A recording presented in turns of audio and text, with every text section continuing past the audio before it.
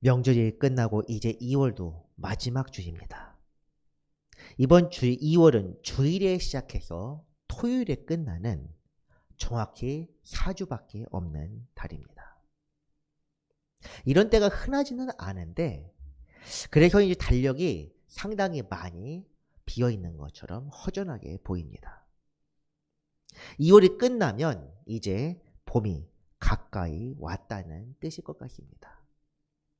어제 서울은 날씨가 낮 최고 기온이 18도까지 올라갔고 또 이 주변은 정말 더 굉장히 따뜻했고 오늘도 그렇습니다.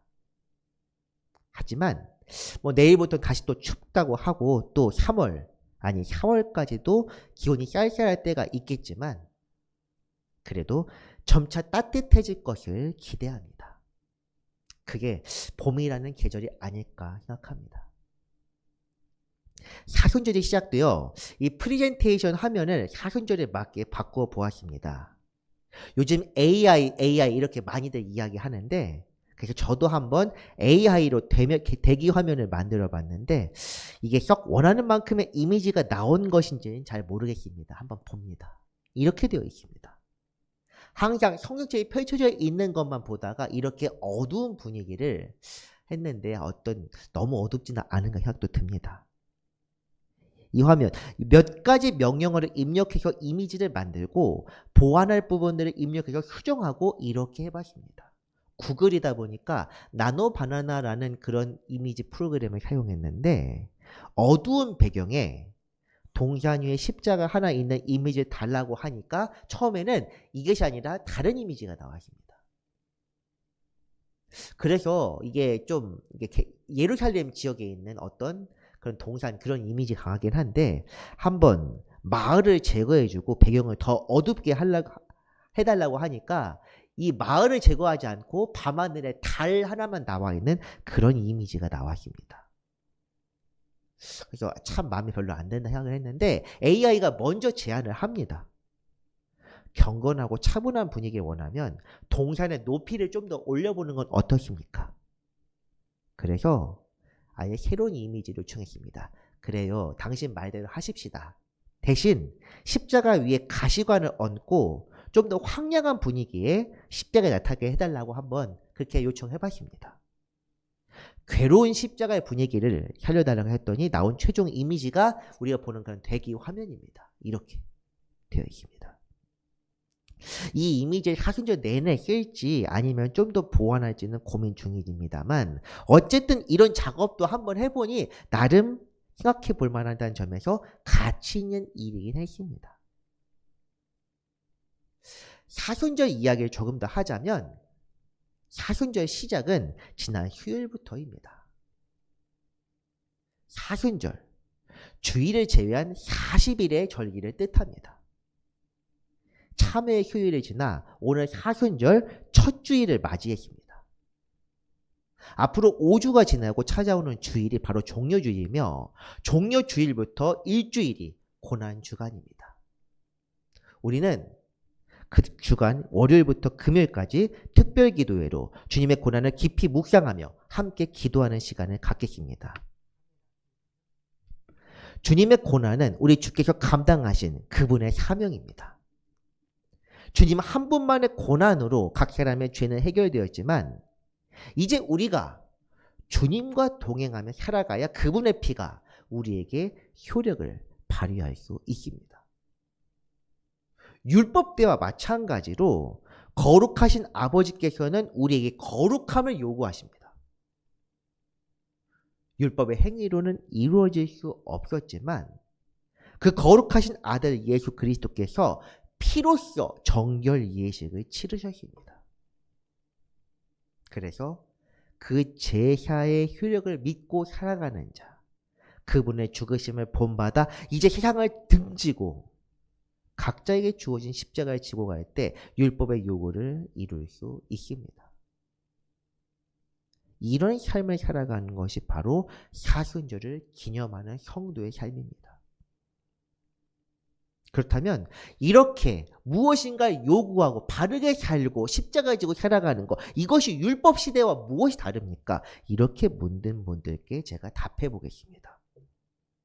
예나 지금이나 사실 안 되는 건 똑같습니다. 그런데 율법 시대와 다른 점이 무엇이냐? 성령께서 가능하게 하십니다. 그 은혜를 믿고 주님께 의지하며 성령을 주시기를 기도합시다. 이것이 제 대답입니다.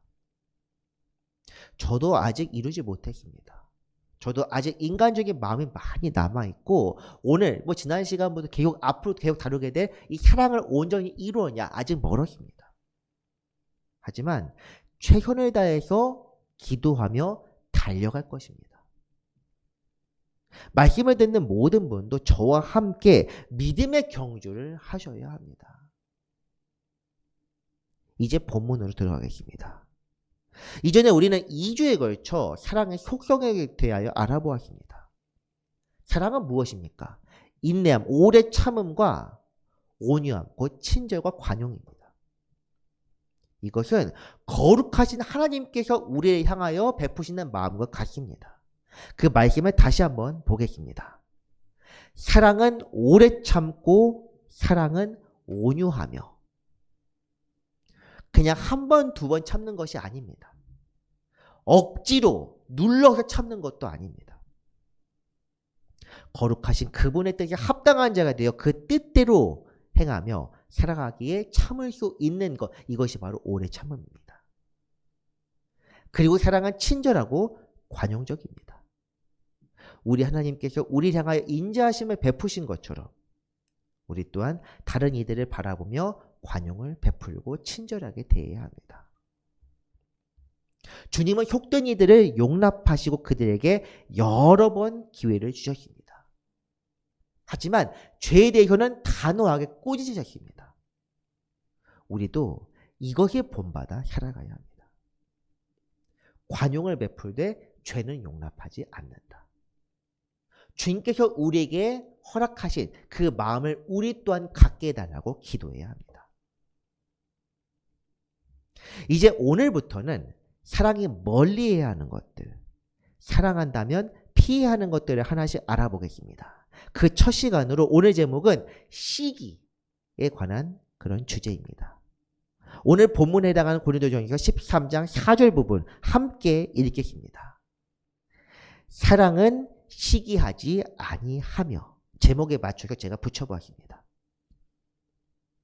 시기하지 않는다. 여기서 시기라는 뜻의 헬라어 젤로이의 원형동사 젤로우는 질투하다, 시기하다는 뜻입니다.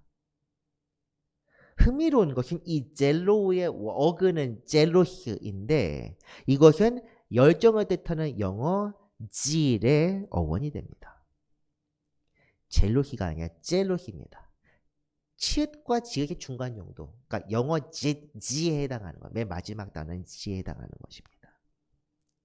이 젤로시는 본래 끓어오른다는 뜻입니다. 물이 끓는 것, 냄비에 물을 넣고 불을 지폈을 때 끓어오른다는 그런 뜻인데 이 끓어오르는 마름이 어느 방향을 향하고 있는지 무엇 때문인지에 따라 열정이 되기도 하고 시기나 질투가 되기도 한다는 것입니다. 그렇다면 오늘 본문에서 말하는 사랑이란 무엇입니까? 제목처럼 사랑은 시기하지 않는 것이다 정의하자면 이렇습니다. 그렇다면 시기하는 마음, 시기와 질투를 한꺼번에 키도록 하겠습니다. 물론 두 단어의 뜻이 정확하게 일치하지는 않습니다. 시기는 좀 더 악의가 강한 것이고 질투는 부러워한다는 것이 함께 있는 말입니다. 하지만 비슷하고 시기보다는 질투가 일상에 더 자주 사용되기 때문입니다. 시기와 질투가 어쨌든 악의가 좀 더 강하지 않느냐 이 차이는 있을지 몰라도 결과적으로 사랑이 아닌 것이 똑같습니다. 어쨌든 정의해보자면 시기하는 마음은 다른 사람이 잘 될 때 혹은 좋은 상황에 있을 때 나타나는 부정적인 감정입니다. 그렇다면 어떻게 해야 우리가 시기하거나 질투하지 않을 수 있겠습니까? 첫째, 상황을 보며 다른 사람과 비교하지 않아야 합니다. 비교의식, 이것이 바로 시기나 질투를 불러일으키는 근원입니다. 상대나 대상을 있는 그대로 보지 못하고 나 자신의 모습과 비추어 비교합니다. 제가 대상이라고 말한 이유는 다른 사람뿐만 아니라 자연세계나 동물들을 바라볼 때에도 그것이 자기 모습에 비추어서 뭔가 부러워하거나 뭔가 질투하거나 이런 마음을 갖는 사람도 있기 때문입니다. 저 성공이 내 것이어야 하는데 왜 나는 그렇게 되지 못한 걸까? 처음에는 자괴감에 빠져 낙심하고 시리에 빠지다가 나중에 분노가 치밀어 오릅니다. 이 세상은 왜 내게만 불공평한 걸까? 내가 이렇게 사는 것이 이 사회의 문제 때문이다. 여기까지 나아갑니다.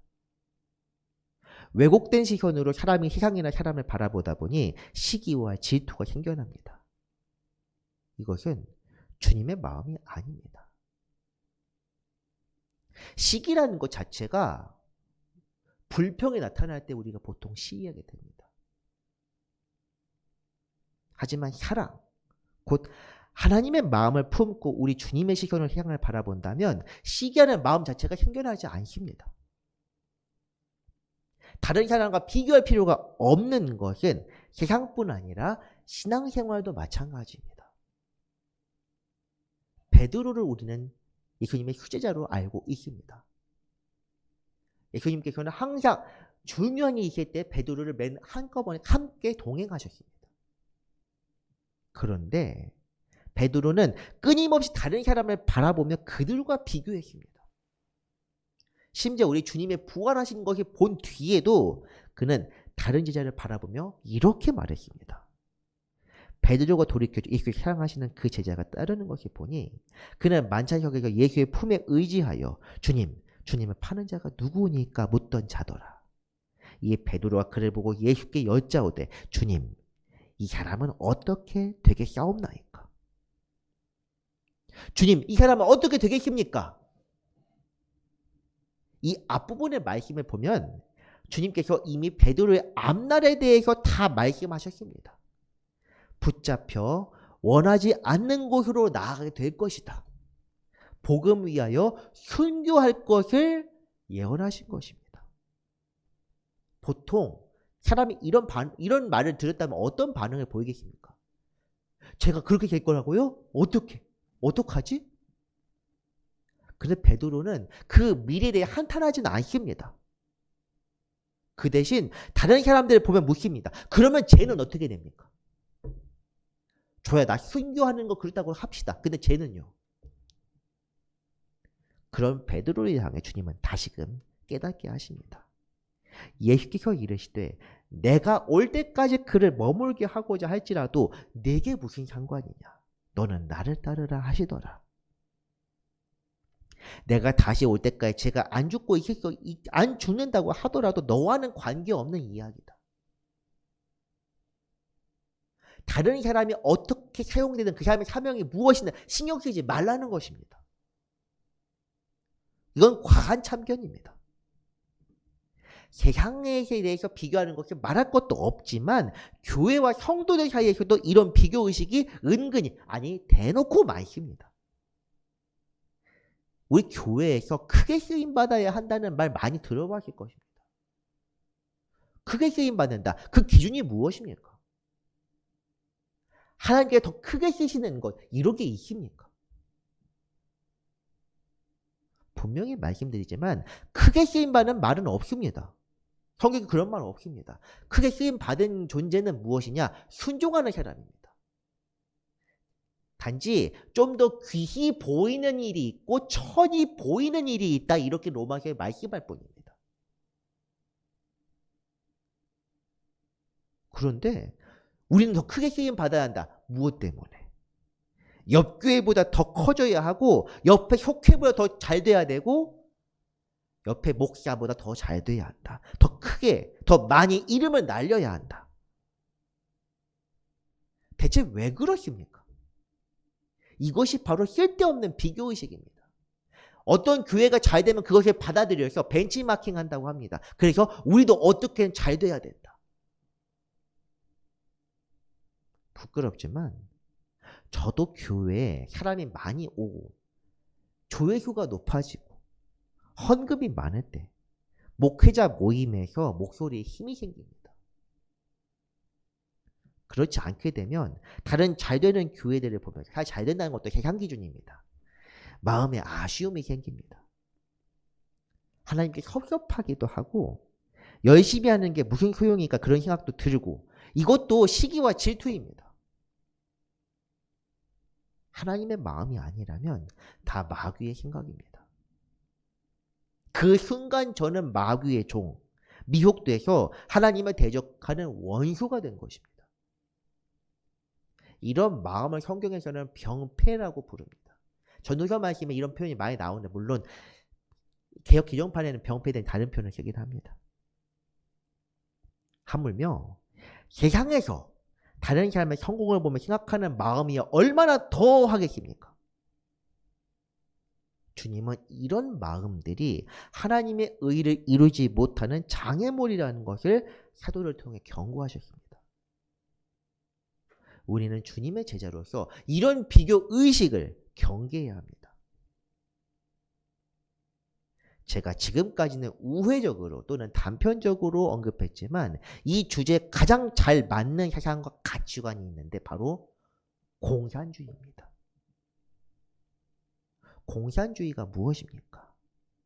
혼자 잘 살지 말고 같이 잘 살자, 더불어 잘 살자는 평등주의와 비슷합니다. 평등을 표방해서 나온 것이 공산주의입니다. 제가 비슷하다고 이야기한 것은 비슷하다, 같지 않다는 뜻입니다. 같지 않다는 걸 한자로 이렇게 말합니다. 사이비. 공산주의는 세상의 가치관을 지배와 피지배 둘로 나누어 내 문제를 사회적 부조리와 불평등에서 찾습니다. 부유한 자는 곧 억압자이므로 평등을 깨트린 것이 바로 부유한 자들입니다. 억압하는 사람들이 있기 때문에 억압하는 자들을 물리치고 가난한 이들과 부한이 재산을 나누어 함께 쓰고 함께 살면 모두가 평등하고 모두가 잘 될 것이다. 요지는 대충 이렇긴 합니다. 제가 이 공산주의에 전공한 것은 아니라 그에 대해서 상세하게 말씀드리지 못했지만 요지는 그렇습니다. 이게 말이 된다 생각하는 사람은 미혹된 사람입니다.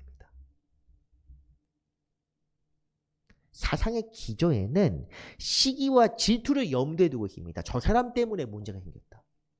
저 사람 때문에 내가 지금 안 되는 것이다. 저 사람의 성공이 사실 부럽다는 것입니다. 시기와 질투를 염두에 두고 상대의 박탈감을 부추기고 있는데 정작 그 사람들이 그 억압제를 무너뜨린 다음에 평등한 세상이 된다면 무엇이 할 것입니까? 그런 시기와 질투가 없어질 것이다. 그렇기 때문에 공산당원들이 피지배층 모든 일반인들 노동자들을 치리해도 모두가 평등하게 될 것이다. 이런 이상주의적 낙관론에 기대고 있습니다. 말인즉슨 플라톤의 철인정치와 비슷한데 어떻게 되었습니까? 공산주의 나라들 쿠바, 중국, 동남아 평등하고 잘 살게 되었습니까? 전혀 아닙니다. 공산당 이걸 치리하는 공산당 간부가 그 이전 자본주의 때보다 더 심하게 억압합니다. 지금 복지 이야기하는 지금 잘 됩니까? 아닙니다.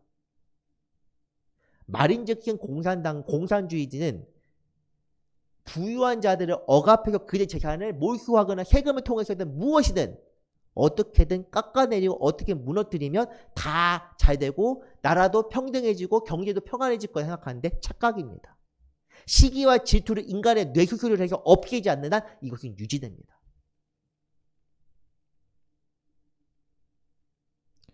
이런 세상은 인간을 선동해서 빠져들게 하는 것 이상 아무것도 아닙니다. 제가 재산적인 차원에서 세상에서 얘기하는 경제 차원에서 최하층민 때문에 이야기하는 것입니다. 사실 우리 교인들 제 월급 얼마 받는지 다들 아실 거라 생각합니다. 제 재산이 얼마 있는지 다 아실 거라 생각합니다. 하지만 제가 최하층민이기 때문에 이야기하는 것입니다. 그런 세상 잘못되었습니다. 부자의 돈을 뺏어서 가난한 사람 나눠준다? 웃기는 소리입니다. 그렇게 되면 어떻게 되느냐? 사람의 의지를 박탈합니다. 열심히 살고자 하는 의지. 다 비슷한 수준이 되기 때문에 일을 하지 않으려고 합니다. 나태함에 빠지게 됩니다. 무차별적 평등, 이것은 말이 안 되는 것입니다. 오히려 인간의 그것을 취하게 만드는 마약과 같은 심각한 문제가 아닐 수 없습니다. 그렇기 때문에 분명히 말씀드립니다. 시기와 질투를 조장하는 모든 가치관, 특히 공산주의는 하나님의 뜻에 적대하는 세상입니다. 성도들은 평등한 사회를 꿈꾸게 되시면 안 됩니다. 다른 사람이 성공을 보면서 부러워할 필요도 없고, 교회도 마찬가지입니다. 다른 교회, 옆교회 잘 되는 거 보고 부러워할 이유가 전혀 없습니다. 저 사람이 크게 사용된다? 아닙니다. 그런 평등한 사회를 꿈꿀 것이 아니라 하나님의 때 그분의 뜻에 따라 이루어지는 나라를 오래 참음으로 기다려야 합니다. 어떤 분들이 이렇게 물을지도 모르겠네요. 천국은 평등하지 않습니까? 아닙니다. 천국처럼 불평등한 나라가 없습니다. 거룩하신 주님이 모든 것을 다스리십니다. 왕이 있습니다. 절대 군주입니다. 심지어 능력도 절대적이기 때문에 감히 범접할 수도 없는 그런 분이십니다. 마음에 안 드는 존재는 다 숙청해서 지옥으로 던져버리시는 분입니다. 왜 그러느냐? 거룩한 존재 앞에서 속된 존재가 감히 있을 수 없기 때문입니다. 각자의 행위에 따라서 상을 주십니다. 심지어 승자 독식입니다. 하나님의 뜻에 합당한 자들은 영생을, 패배자들, 하나님의 뜻에 합당하지 않은 속된 사람들에게는 영벌을 주십니다. 이게 어떻게 평등한 나라입니까? 그런데 우리는 그것을 바라고 살고 있습니다. 주께 다스리실 나라는 평등한 나라가 아닌데, 이 땅에서는 내가 평등하게 내가 누릴 거 다 누리고 살기를 바라면서, 그러면서도 영생을 바라고 있습니다. 분명히 말씀드립니다. 이 땅에서 잘 되는 걸 바라는 사람은 영생을 나아가지 못합니다.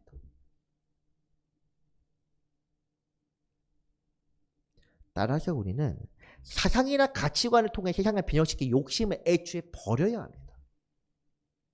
시기하지 말라, 비교의식을 버려라. 이것은 우리의 가치관을 뒤엎어 놓으라는 뜻입니다. 욕심이 생기지 않으면 시기와 질투도 나타나지 않습니다. 욕심을 버리라는 이야기입니다. 내 생각을 버리고 욕심을 버리고 자아를 죽이라는 것입니다. 십자가를 지고 간다는 것은 그런 뜻입니다. 십자가의 사형틀입니다. 십자가 지고 가라는 것은 너 그냥 없는 존재처럼 여기라는 것입니다. 생각해 봅시다. 죽은 사람이 비교합니까? 죽은 사람의 욕심을 가질 수 있습니까? 죽으면 말도 없고 욕심도 없고 그냥 가만히 조용히 있습니다. 내가 그리스도와 함께 십자가에 못 박힌다면 다른 사람을 볼 필요가 없습니다. 그래서 우리는 나 자신 십자가에 못 박는 것으로 시기와 질투를 몰아내고 모든 것을 주님의 시선으로 보고 생각해야 합니다. 성령의 이끌림을 받지 않는다면 이루어질 수 없습니다. 이것은 우리 스스로 억지로 할 수 있는 것이 아닙니다. 이웃 사랑도 마찬가지입니다. 하나님을 사랑하고 그 사랑으로 이웃도 사랑해야지, 가치관이 맞고 괜찮은 사람들만 사랑하든 원수를 억지로 용납하든 이 모든 것은 세상의 마음이요 마귀적인 것입니다. 주님의 은혜로 비교의식을 버리고 시기와 질투 대신 주님의 마음으로 세상을 바라봅시다. 두 번째로 감정적인 충동을 절제해야 합니다. 욕심에 대해서도 제가 말씀드렸지만 이미 지난 시간에 우리는 사랑이 충동이 아니라는 것을 보았습니다. 이에 보충해서 오늘 본문에서 시기나 질투를 뜻하는 헬라어 단어 젤로시에 대해서 조금 더 말씀드리겠습니다.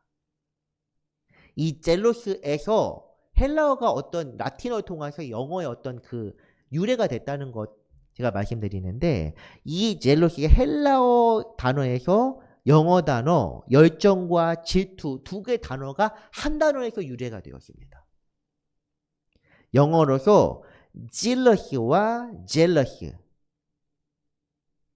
스펠링을 보면 첫 단어만 다릅니다. 하나는 G고 Z라고 하지 않습니까? 하나는 J입니다. jealous는 열정이고 jealous는 질투입니다. 들끓는 감정, 부정적인 감정인 질투뿐 아니라 중립적인 마음인 열정이라는 것도 사실은 사랑이라고 할 수 없습니다.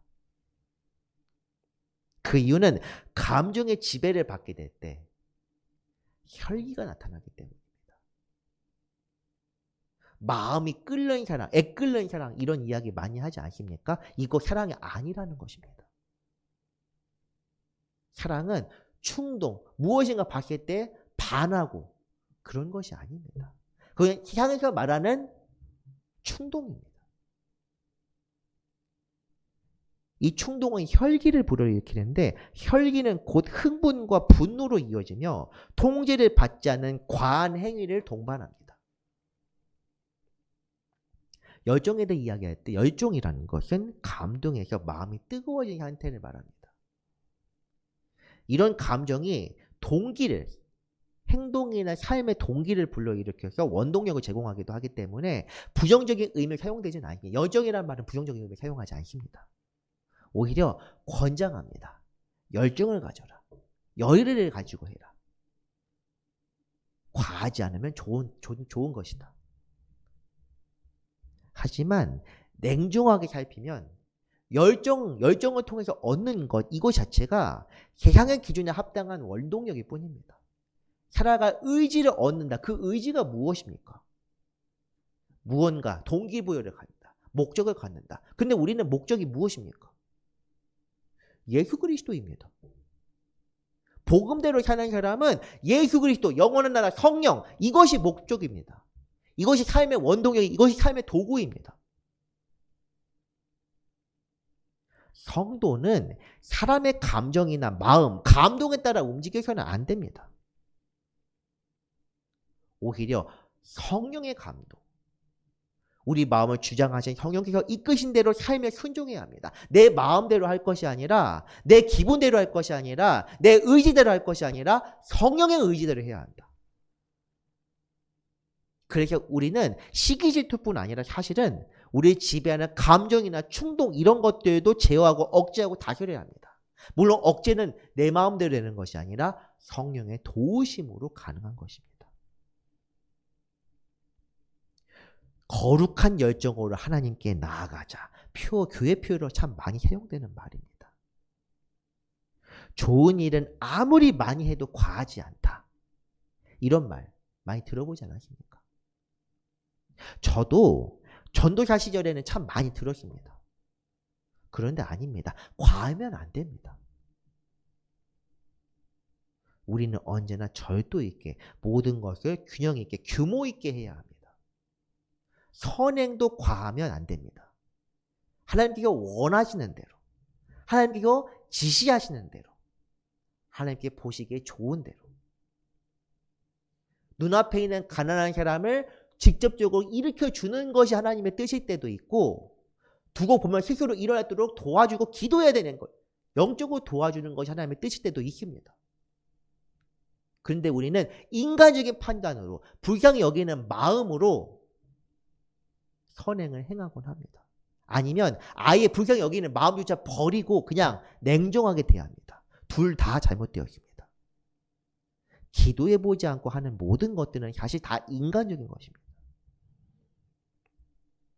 애초에 하나님의 말씀을 듣고 그 뜻에 분별하며 그분의 말씀에만 순종하려면 우리가 흥분해서 먼저 날뛸 수 없습니다.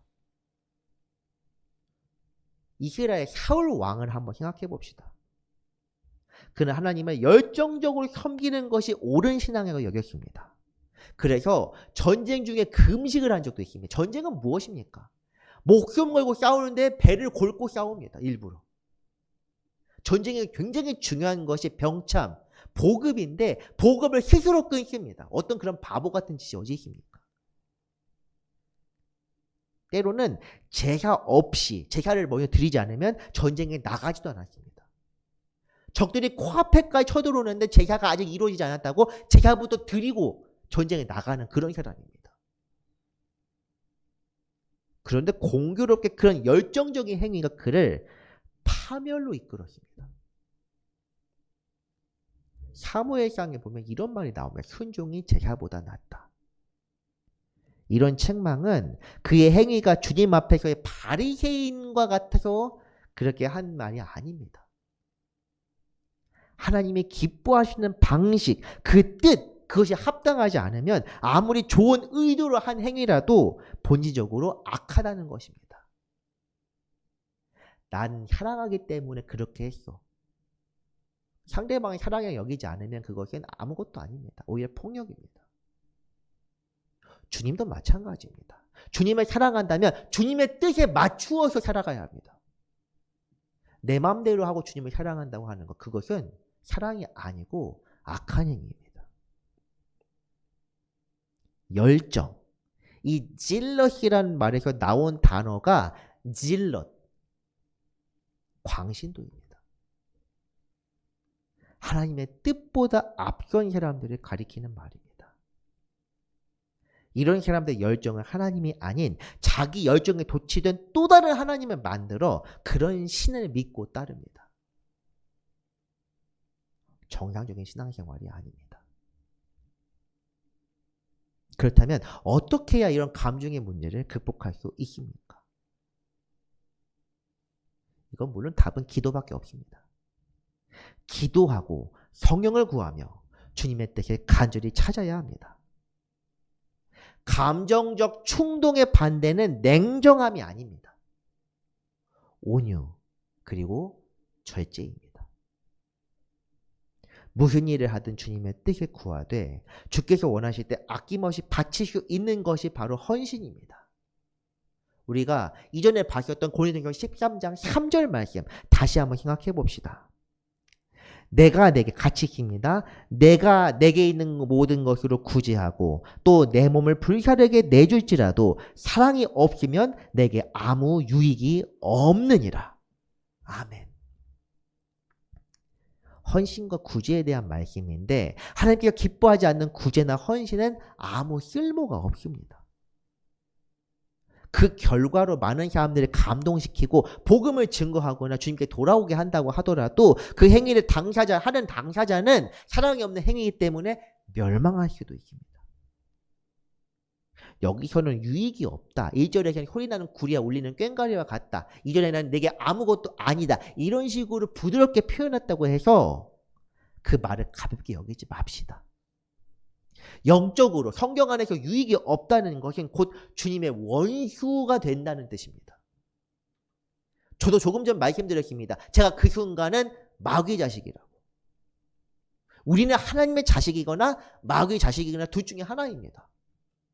주님의 뜻대로 행하지 않으면 그 순간 우리는 마귀의 자녀입니다. 마귀가 기뻐하고 마귀가 춤추고 마귀가 좋아할 일을 하고 있는 것입니다. 이처럼 사랑이 없는 사람은 지옥 자식과 같다. 이렇게 봐도 무방합니다. 우리가 예수님의 이름을 부른다고 구원을 받는 것이 아니라 주님의 뜻대로 살아가야, 성령의 이끄는 대로 살아가야 우리는 올바로 살 수 있고 그 구원의 길로 나아갈 수 있는 것입니다. 이를 위해서는 다시 죄 회개와 죄 사함, 속죄와 대속과 성화 이야기로 되돌아갈 수밖에 없습니다. 우리는 우리 스스로 사랑할 수 없고 주님의 마음을 품을 수 없는 이인을 시인하고 주께 도움을 구해야 합니다. 열심히 어떻게든 열심히 구원에 이르러 살아야 한다 이게 아닙니다. 이것은 율법주의입니다. 우리는 안 되는 인간이다. 그렇기 때문에 날마다 주님께 도우심을 청하고 주님의 인도하심, 주님의 도우심 없이는 살 수 없다. 이것이 바로 성도입니다. 우리 속에 품은 죄의 마음을 주께서 용서해 주시길 바라고 이 세상에 더럽혀진 마음을 주님의 보혈로 씻어달라고 기도해야 합니다. 구속의 은혜를 저버렸던 과거의 삶을 애통하게 여기고 주님께로 돌아와 거룩한 길로 끝까지 나아가야 합니다. 언제까지 합니까? 완전한 데에 이를 때까지. 성경은 그렇게 말씀합니다. 은혜의 보좌 앞까지 나아가야 합니다. 우리 주님께서도 구원을 위해 십자가 한 번 지시고 할 일을 끝내신 것이 아닙니다. 난 이 십자가 졌으니 나는 할 거 다 했다 하시는 것이 아닙니다. 날마다 우리에게 필요한 것들을 주시는데 우리에게 날마다 우리에게 양식을 주십니다. 육신의 양식뿐 아니라 영적인 양식, 바로 성령의 역사하심입니다.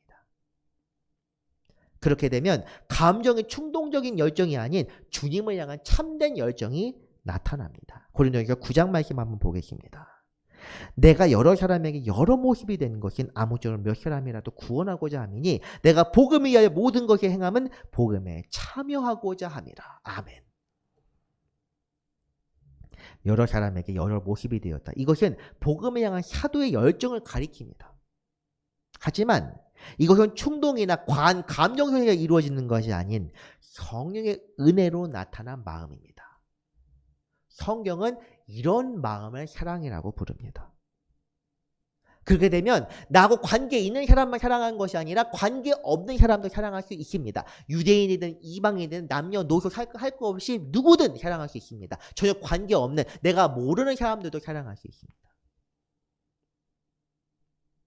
사도 바울은 복음에 충성하며 복음대로 살기에 있었던 사람입니다. 비단 사도뿐 아니라 초대교회의 많은 이들이 복음을 위해 살았고 복음으로 인해 목숨을 버렸습니다. 우리 또한 이를 위해 살아야 합니다. 우리 주님을 본받고 주님의 마음을 품고 성령 안에서 살아가야만 합니다. 이런 비교의식이 더 뒤틀리게 될 때 나타나는 것이 자랑인데 이것은 다음 시간 말씀을 통해 알아보겠습니다. 말씀을 정리합니다. 시기와 질투는 비교의식에서 나타납니다. 상황을 보고 사람을 바라보며 비교하는 부정적인 마음이 바로 시기와 질투입니다. 이런 감정을 제어하지 않으면 하나님의 거룩함에 이를 수 없습니다.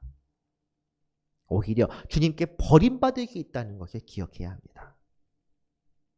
이런 감정적 충동을 제어하기 위해 우리는 주님께 도우심을 구하며 성령 충만함을 바라야 합니다.